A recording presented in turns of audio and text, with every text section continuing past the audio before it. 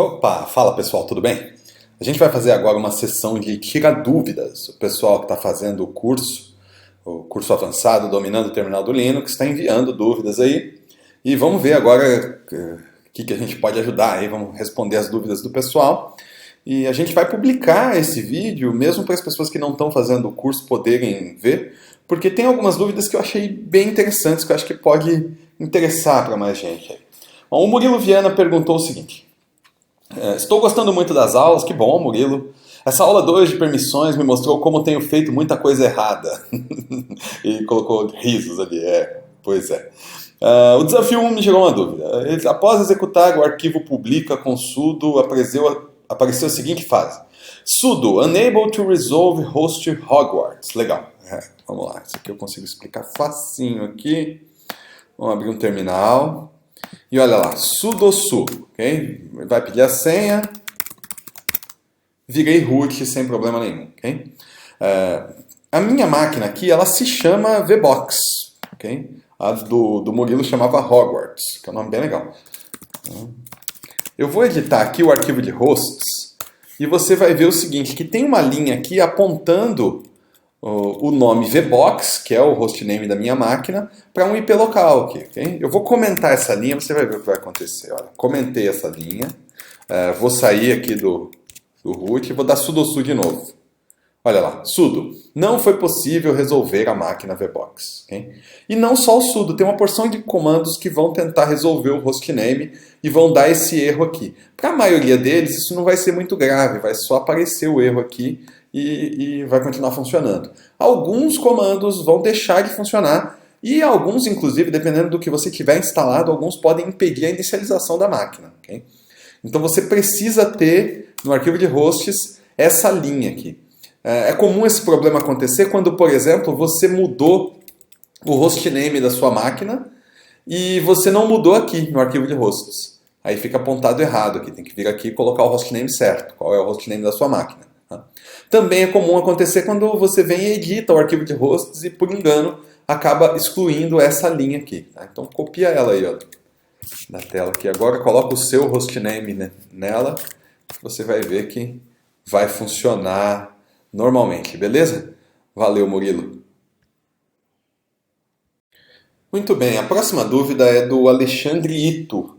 Ele colocou ali, logado, tenta executar com ponto barra da permissão. É isso aqui, ó. Vamos lá. Vou mostrar o que ele fez aqui. Vou criar um arquivo aqui chamado script.sh. Okay? Esse meu arquivo script, ele vai fazer qualquer coisa aqui. Echo oi. Okay? Se você tentar executar o arquivo script.sh desse jeito, ele vai dar permissão negada, porque esse arquivo não tem permissão de execução. Mas você pode fazer assim, sh script.sh, okay? E aí ele vai executar. Tá? O Evandro e o Murilo já responderam lá na lista essa dúvida. Obrigado aí, pessoal, Evandro e Murilo que responderam. Mas eu achei legal mostrar no vídeo aqui para que fique claro o que está acontecendo, tá? Então, eu estou rodando o comando sh e mandando ele ler um arquivo. Esse arquivo tem permissão de leitura. Então, o comando sh vai ler o arquivo. Seria a mesma coisa de eu fazer assim, olha só. Cat script, isso aqui vai imprimir o script na tela. E eu jogo a saída disso aqui no comando sh. Okay? Ou seria a mesma coisa de eu fazer assim. Cat script, tá aí o comando, não é? Eu rodo sh, pego aqui o comando, copio, colo e está executado. Okay? Então, se você deu permissão de o sujeito ler o arquivo, naturalmente ele pode, de alguma maneira, executar esse arquivo. A permissão de execução só vai impedi-lo de executar diretamente aqui no terminal, assim como se fosse um comando. Okay? Então, isso fica bem claro se você pegar esse mesmo script aí e pensar, por exemplo, em outra linguagem. Né? Então, vou colocar um shebang aqui avisando que /usr env Python. Avisando que é Python. Né? E eu não posso executar o script.py assim, porque eu não tenho permissão de execução, mas ele é um script Python, então eu posso rodar Python script.py. Okay? E o Python vai ler o código e executá-lo, normalmente. Então, foi isso que aconteceu aí com a sua dúvida, viu, Alexandre? Beleza? Valeu, Alexandre. Muito bem, a próxima dúvida é do Derek. Ele mandou duas coisas, na verdade. Primeiro, ele mandou uma correção para o texto do exercício. Tá aqui, ó. Quer ver? Vamos lá. Texto do exercício. Estava errado aqui. Estava escrito sudomo. A gente trocou para sumo. Obrigado aí, Derek. Obrigado pelo aviso. Okay? A segunda coisa é a seguinte. O Derek estava tentando fazer lá o desafio de dar permissão para o grupo. E aí ele cometeu um pequeno engano no arquivo sudoers. Então, olha só, deixa eu mostrar primeiro. Vamos virar a root aqui que foi mais fácil. Eu tenho um grupo aqui chamado editores, que tem meu usuário e tem o Larry. E o Larry não faz mais nada, ele não é admin, não é sudoer, não é nada disso, não. Ele está só no grupo editores, ok? Então vamos fazer assim, ó. Eu vou virar Larry aqui. Muito bem. E eu vou tentar, para você ver que o Larry não é sudoer, vou rodar sudo ls. Pôr a senha do Larry e ele não pode, ok? Muito bem. O Dropbox está enchendo o saco aqui. Para. Pronto. Desculpa. Vamos lá. Editar etc sudoers. E aí é o seguinte, o que o Derek fez lá, ele veio aqui e colocou assim, editores all igual e um comando. Lá não foi o ls, foi outro comando, né? Mas aqui eu vou colocar o ls para a gente não ter o trabalho de escrever um script e tal. Ele fez isso, só isso, ok? E aí ele foi lá agora, como Larry, sudo ls, pôs a senha e mesmo assim não funcionou, ok? Então tem uma sintaxe aqui que inclusive já tem uns exemplos no arquivo de sudoers padrão do Ubuntu aqui. Quando você vai colocar grupo, você tem que começar com o sinal de porcentagem. Beleza? Então é só isso, Derek. Bota porcento aqui, salva o arquivo e pronto. Okay? Tá resolvido o problema. Então é isso. Para incluir um grupo no arquivo de sudoers, começa com porcentagem. Beleza? Valeu, Derek. Muito bem. A próxima dúvida é do Ivan Nelson. Ele fez o seguinte, ele tem um diretório lá. Opa, deixa eu dar foco aqui. E aí ele foi criar um link simbólico para esse diretório e ele fez link simbólico para teste. E olha, o terminal inclui a barra aqui, né? Quando você dá tab e tal. E eu vou criar como teste 2. E aí a pergunta que ele estava fazendo era a seguinte, se essa barra aqui faz diferença, ok? Se eu preciso pôr a barra, se eu pôr a barra, tiro a barra, como é que faz com a barra? Então, a resposta é a seguinte, nesse caso, no comando ln não faz diferença, está apontando para o diretório. Tá? Isso varia de comando para comando. Okay? Então, por exemplo, eu vou criar uma pasta aqui chamada sync. Okay? Então tá lá a pasta sync. Né? Aí eu vou usar o comando rsync para sincronizar. Não preciso do Z, que é local. Né? A pasta teste. Aliás, deixa eu criar um arquivo dentro dela, né? Senão não vai fazer diferença nenhuma. Então eu vou sincronizar a pasta teste com o diretório sync. Okay? ls em sync e lá dentro tem um arquivo. Tá? Mando sincronizar de novo, ele não mandou nada agora, porque só tem o mesmo arquivo. Okay? rsync é fantástico. Você consegue fazer esse sincronismo incremental. Tá? Bom, eu vou tirar essa barra aqui e olha o que ele fez. Ele criou aqui dentro uma pasta teste. Tá? Então, para o rsync especificamente, funciona assim. Tá? Se eu puser a barra, significa que eu quero sincronizar os arquivos que estão dentro da pasta lá na outra, na pasta de destino. Se eu não puser a barra, significa que lá na pasta de destino eu vou criar uma pasta teste e sincronizar dentro dela. Okay? Diferença do rsync. Então isso varia de comando para comando. Geralmente os comandos funcionam como ls, não faz diferença essa barra final, viu, Ivan Nelson? Mas isso não é uma regra que vai acontecer sempre. Você precisa sempre, que tiver na dúvida, ler a documentação. Man rsync. Vai vir um manualzão aí, manualzão mesmo, tá? Okay. Então, na documentação explica o que o comando faz. Ou, para essa dúvida, que é uma duvidazinha simples, né? Faz um teste. É mais fácil do que ler a documentação nesse caso aqui, tá? Então, eu recomendo sempre que as pessoas leiam a documentação, mas nesse caso, fazer o teste é bem mais simples. Okay? No caso do ls, então, resolvido aí, não tem problema nenhum, pode pôr a barra, pode tirar a barra, não vai fazer diferença. Mas sempre consulta o comando que você está executando. Valeu, Ivan Nelson. Muito bem, a próxima pergunta é do Rodrigo. Ele perguntou sobre StickBit. Na verdade, ele escreveu o seguinte: ontem vi as aulas sobre usuários e grupos e senti falta da explicação do StickBit. Acha válido? Acho. Vamos lá, então. StickBit. É o seguinte, olha só. Você pode, na hora que seta uma permissão, vou criar, tenho aqui esse, por exemplo, script.sh, né? Ele é um executável. Opa.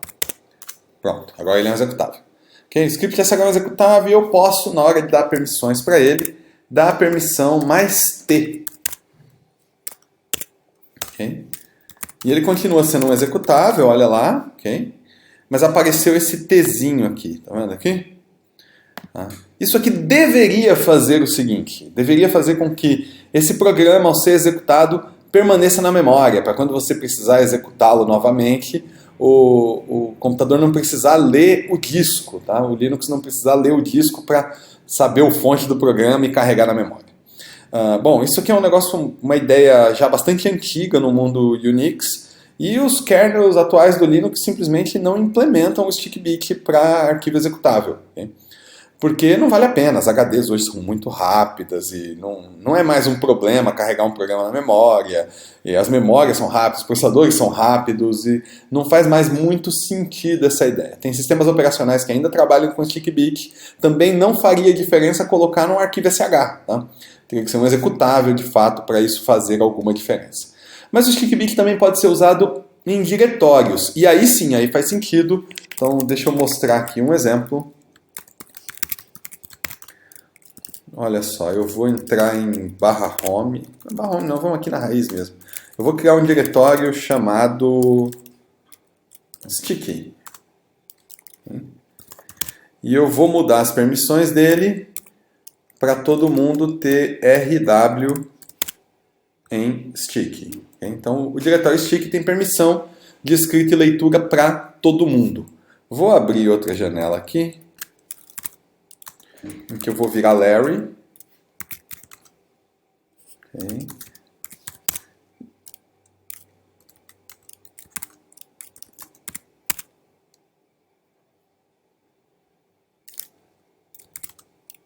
Puxa, eu criei o diretório stick na raiz do... Vamos mover ele. Ah, sim, agora está aqui. Muito bem. O Larry está aqui na pasta stick, né? E vou abrir ainda outra janela de terminal para você ver. Nessa aqui eu sou Elcio mesmo. E vou entrar lá na pasta stick, ok? O Larry vai criar um arquivo. Tá? Então, essa pasta aqui, esse diretório, ele não está com o StickBit ainda, ok? E tem um arquivo larry.txt que pertence ao Larry. Tá? Então, eu não tenho permissão de escrita nesse arquivo. Eu vou tentar mover esse arquivo aqui. E olha só o que aconteceu. Por quê? Porque eu tenho permissão de escrever na pasta, né? Então, eu tenho automaticamente permissão de escrever em tudo dentro dela. Então, eu consegui... Olha lá, o arquivo continua pertencendo ao Larry, mas eu consigo mover, também consigo apagar. Tá? Eu tenho permissão em cima desse arquivo aqui, de poder mexer nele. Agora eu vou colocar o StickBit aqui.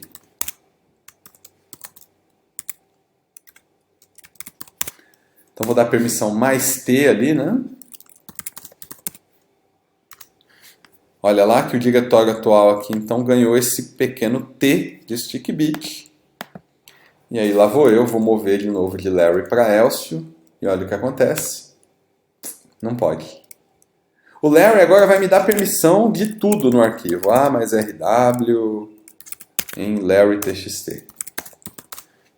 Então olha lá, agora tem permissão de leitura e escrita para todo mundo. Okay? Vou tentar mover e mesmo assim eu não posso. Então o stickbit em diretório faz com que um usuário não possa mover, renomear ou apagar arquivos que não pertencem a ele. Isso pode ser bastante útil. Às vezes você tem que ter uma área de escrita em que todo mundo pode trocar mensagem por ali, mas que por qualquer motivo você não quer que um usuário possa apagar as mensagens deixadas pelo outro, apagar o arquivo, na verdade. Né? Você pode fazer isso, por exemplo, que é um diretório em que isso é útil, nesse cara aqui, ó, TMP. Então, no diretório TMP, o diretório de temporários, os programas estão gravando dados lá o tempo todo. Okay? Então, o diretório TMP, por padrão no Linux, ele já vem assim, olha só, permissão de escrita, leitura e execução para todo mundo e stickbit ligado. Então, você não pode fazer bagunça no TMP, você não pode ir lá e apagar o diretório de trabalho do LibreOffice do seu colega enquanto ele está rodando o programa. Okay? É isso. Isso aí é que o stickbit faz. Obrigado aí, Rodrigo, pela dúvida. Muito bem. As próximas 3 perguntas são do Vinícius. Eu tirei a tela do Linux aqui agora, porque as perguntas do Vinícius são mais conceituais, não precisa de tela. Primeira pergunta, olha só. Ultimamente temos ouvido falar bastante sobre o bom desempenho do Nginx. Como é que fala isso? Comparado com o Apache. Os tutoriais que vemos pela internet sempre mostram como instalá-lo, mas assistindo novamente o vídeo de apresentação sobre servidor local, me veio a dúvida de qual o motivo de usar Apache e não o Nginx para servidor local. Tem algum motivo especial? O André e o Rodrigo responderam lá, falando sobre diferenças, características entre um e outro. Foi bem legal a resposta. Obrigado aí, André. Obrigado, Rodrigo, pela resposta lá. Mas eu achei que valia a pena responder aqui no vídeo, ok?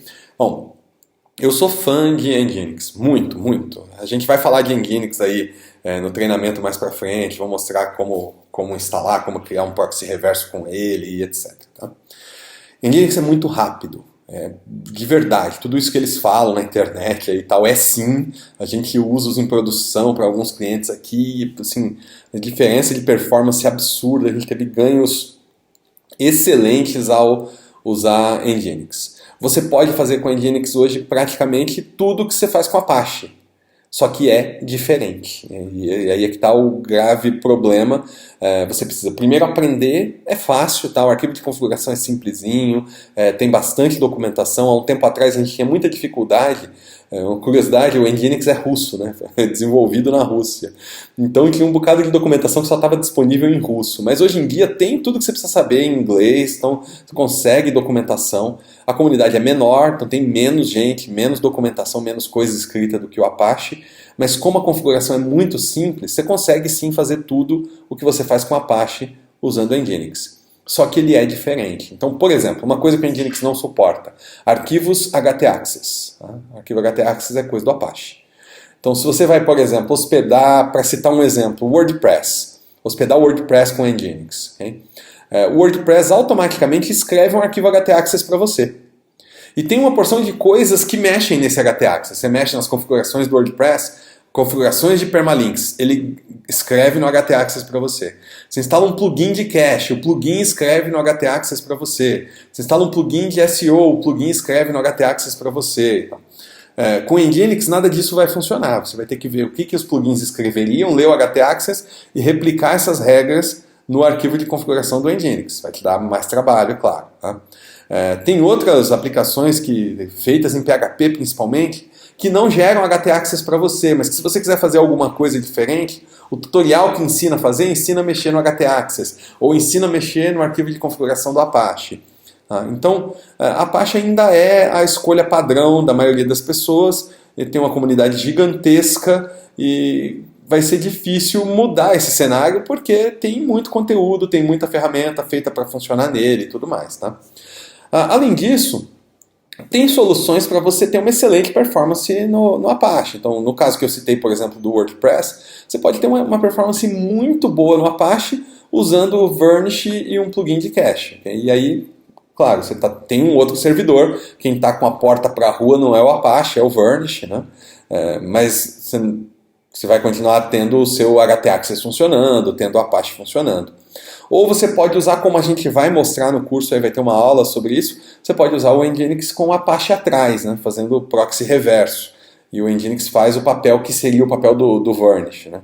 De estar na frente do Apache ali e tal. Então, tem jeito de usar os dois e você, com um pouco de trabalho aí, com um pequeno custo extra de infraestrutura, você ter o melhor dos dois mundos. Tá? Ter a facilidade do Apache com a performance do Nginx. Vale muito a pena estudar o Nginx, tá? Recomendo muito. Sou fã mesmo, a gente usa bastante para bastante coisa aqui na Vise, para aplicação que não é um open source pronto, não é um PHP que eu vou só pegar e instalar, mas que a gente constrói a aplicação do zero. É muito difícil a gente usar Apache, porque não compensa nesses casos, né? Então, gasta seu tempo aí estudando o Nginx, você não vai se arrepender, não. Ele mandou mais 2 perguntas. A próxima pergunta do Vinícius aqui. Assistindo ao Hangout, você fez um parser de log. Em certo momento, você comenta que o WordPress é um melhor CMS hoje, mas também diz que o código é ruim, bagunçado, mas que vem melhorando. Em que termos o WordPress seria o melhor? Desempenho, modularidade, flexibilidade? Bom, vamos lá. O WordPress é o melhor porque paga as minhas contas. Bom, é verdade, mas eu estou brincando, é claro. O WordPress é o melhor CMS hoje em termos de relação custo-benefício. Preciso ter um site em que eu vou ter 50 usuários publicando conteúdo, esses usuários têm perfis diferentes, dependendo do perfil desse usuário, o workflow de aprovação é diferente. Preciso que o acesso desse usuário seja seguro, usando, por exemplo, Google Authenticator, né, com Two Steps Authentication. O sujeito tem que validar um token no celular para poder validar a autenticação dele. Preciso que esse site esteja muito bem otimizado para o Google e que na hora de publicar um texto, na ferramenta de publicação, o sujeito possa colocar ali os metadados para SEO. Preciso que esse site tenha uma interface de administração que me permite, por exemplo, mudar os menus com muita facilidade, mudar a ordem dos componentes da página principal do site, incluir banner, preciso de integração com Google Analytics, com DFP, preciso de integração com redes sociais, Facebook, Twitter, LinkedIn. Preciso também ter um mecanismo de comentários com filtro de spam, um negócio seguro para as pessoas publicarem comentários, que permita responder comentário um do outro e etc. Bom, você tem tudo isso pronto com WordPress e plugins open source. E é difícil ter uma plataforma que ofereça a quantidade de recursos que o WordPress tem, com uma qualidade que não é a que eu gostaria, mas que é aceitável, né? Não é de todo ruim usar o WordPress. Então, se o que você está procurando é gerenciamento de conteúdo, eu recomendo o WordPress, recomendo tanto que a gente usa aqui para os nossos clientes, para fazer tudo quanto é site cujo negócio é gerenciamento de conteúdo. Tá? E aí tem uma ressalva importante. Para mim, na minha opinião, o WordPress é o melhor gerenciador de conteúdo que a gente tem hoje. Mas ele não é uma boa plataforma de e-commerce ou de rede social, ou seja lá o que for. Então o pessoal usa o BuddyPress para transformar o WordPress numa rede social, usa o WooCommerce para transformá-lo num e-commerce. Tá? É gambiarra esse negócio. Ele funciona? Funciona. Você tem um sitezinho, um negócio pequeno e tal, atende, tá? Vai funcionar. Mas se você começar a ganhar escala, você vai ter dor de cabeça. Se você precisar de alguma coisa muito diferente, você vai ter dor de cabeça. Então cuidado com o que você vai fazer com o WordPress. Né? Além dessa questão da relação custo-benefício, o WordPress tem uma comunidade gigante. Tá? Então tem plugin para o que você imaginar pronto por aí. Tem tema gratuito de qualidade, de uma infinidade de temas. Tem tema barato de qualidade também, uma infinidade muito grande. Preciso subir um site hoje. Qual é o jeito mais simples, barato de ter um bom site? WordPress, de longe. Okay?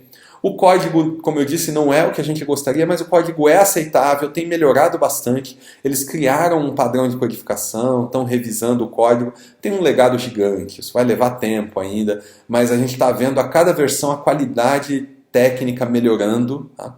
É open source, é um dos excelentes exemplos de como uma comunidade open source deveria funcionar, e tem poucos requisitos para se instalar. É fácil você conseguir hospedar um WordPress, você consegue hospedar numa hospedagem compartilhada de qualquer lugar por aí, você consegue hospedar com um clique em boa parte dos painéis, e mesmo que você faça alguma coisa muito customizada e tal, que você precise montar a hospedagem, é muito simples de fazer. Tá?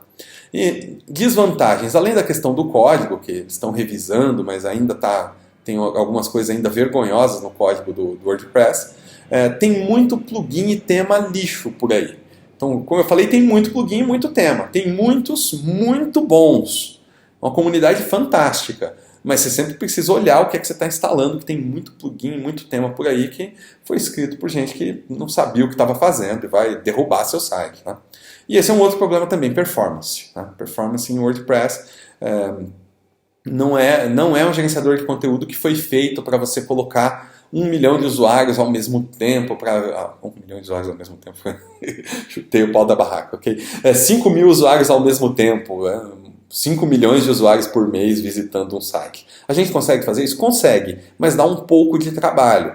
Você vai precisar ter um plugin de cache, você vai precisar mexer na sua infraestrutura, configurar isso direito. Dá para fazer? Dá. Atende bem? Atende muito bem. A gente tem vários sites desse porte que a gente administra aqui, de grandes clientes, de gente que recebe muita visita e que funciona com uma infraestrutura barata, é uma boa solução. Mas você tem que saber o que está fazendo, tem que configurar direito, não é simplesmente instalar lá, o WordPress instalado out of the box, não vai ter essa performance não, você vai precisar mexer nele com certeza. Tá? E a terceira pergunta do Vinícius foi sobre... Estudando a aula bônus do Elastic Beanstalk, gostei muito da forma de fazer deploy blue-green. Beleza, obrigado Vinícius. Trazendo essa técnica para um cenário mais real, não é raro fazermos deploy e precisarmos fazer mudança no esquema de banco de dados ao mesmo tempo. Como seria uma abordagem para esse tipo de situação? Vamos ver isso no curso? Não vamos ver isso no curso, tá? É um problema de programação, não é um problema de infraestrutura, não é um problema de Linux, ok? Talvez, quem sabe, a gente grave um bônus sobre isso aí, tá? Mas não está nos nossos planos não. Mas eu posso dar uma dica aqui. Tá? A dica é a seguinte, a ferramenta que você precisa para cuidar dessas mudanças de banco de dados se chama Migrations. Tá? Existem ferramentas de Migrations para as diversas linguagens de programação. Tá? Então, se você trabalha com Ruby, por exemplo, o Rails tem migrations nativas do Rails. O próprio framework tem migrations e funciona muito bem, é bem legal. Okay? Usa o Rake, inclusive, para fazer migration. Funciona muito bem, é o modelo certo, aquele jeito ali. Se você trabalha com Python, por exemplo, o Web2Py também tem migrations do jeito certo, funcionando muito bem. Tá? Tem alguns frameworks PHP que tem migrations, tem ferramenta de migrations para Java. Migrations é um jeito de você descrever sua estrutura de dados na sua aplicação e deixar que a aplicação cuide de mudar a estrutura de dados quando você mudar as migrations. Okay? Funciona muito bem. Dá para fazer deploy blue-green com migrations? Dá. Desde que você tenha a seguinte condição. As migrations não quebrem o código antigo. Tá? Senão não vai funcionar. Então, se você está, por exemplo, criando um novo campo numa tabela do banco de dados, é um campo opcional. Então, ter esse campo lá não vai quebrar o código velho. Dá para fazer deploy blue-green. Okay? Se você está renomeando um campo, renomeando uma tabela, excluindo uma coluna, aí não vai funcionar, não tem jeito. Aí, para essas situações, você tem que parar a aplicação, migrar o banco e reiniciar a aplicação. Não dá para fazer blue-green. Um motivo até meio óbvio, né? Não tem jeito. Alguém pode estar acessando a versão antiga da aplicação e está gravando esse dado aonde, sendo que esse banco não existe mais. Então ninguém inventou ainda uma solução para isso que não envolva coisas como, por exemplo, um banco NoSQL, né? Que aí é outra conversa. Mas falando de SQL...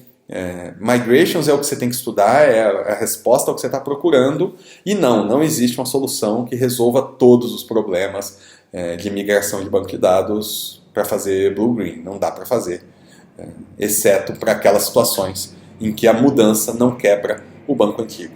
Então é isso aí. Valeu, Vinícius, pelas perguntas, foi muito, muito legal. Valeu todo mundo aí que enviou perguntas. Espero que vocês gostem das respostas e podem continuar enviando lá. A gente vai continuar respondendo. Essa agora aqui, como eu estava viajando, demorou um pouquinho para sair essas respostas, mas pode enviar que a gente vai anotar tudo aqui, vai responder. Vamos tentar tirar a dúvida de todo mundo aí. Espero que vocês estejam gostando do curso. Abraço.